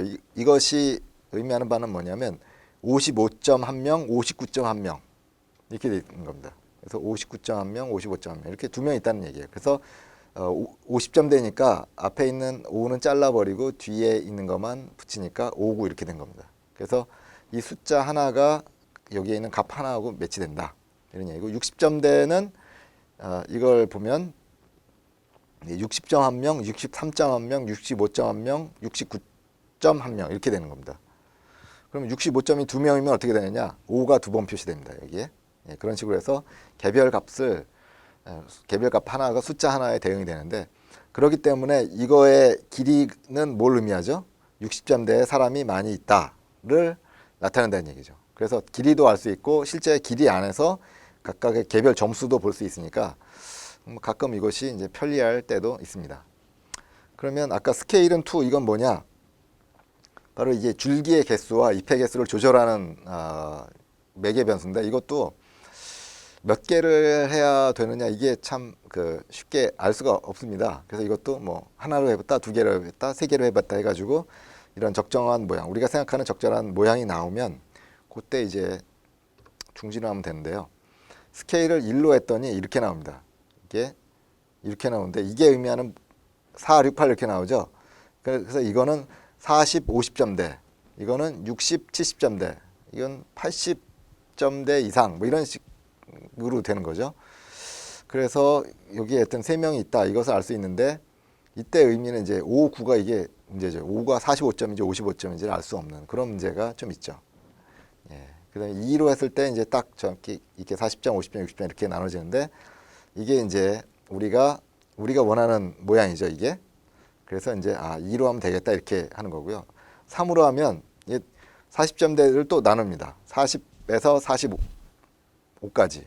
뭐 46에서 40에서 44, 45에서 49 뭐 이런 식으로 40점대를 더 세분화해서 거기에 몇 명이 있냐 이거를 갖다가 보여주는 겁니다. 그래서 1, 2, 3 다 해보고 내가 원하는 거에서 이렇게 멈춰서 이렇게 그리면 되겠습니다. 이것도 같이 해보도록 할까요? 줄기 그림을 그리기 위해서 스코어에다가 점수들을 쭉 저장을 하고요. 잘 들어갔고 그다음에 스케일을 1로 한 거를 한번 먼저 해보겠습니다. 스케일을 1로 하니까 이렇게 40에서 50, 60에서 70, 80에서 90 이런 식으로 돼 있는데 이번에는 스케일을 2로 해서 하니까 40대, 50대, 60대, 70대, 70점대 이렇게 나누게 되죠. 스케일을 3으로 바꾸면 좀 더 세분화가 되죠. 그래서 이제 스케일 값이 커지면 커질수록 이 줄기의 길이가 개수가 이제 늘어난다. 이런 것들을 좀 확인할 수가 있겠습니다. 네, 이번 요 연습 문제 2도 여러분이 한번 해보면 되겠습니다. 연습 3도 각자 해보도록 하겠고요.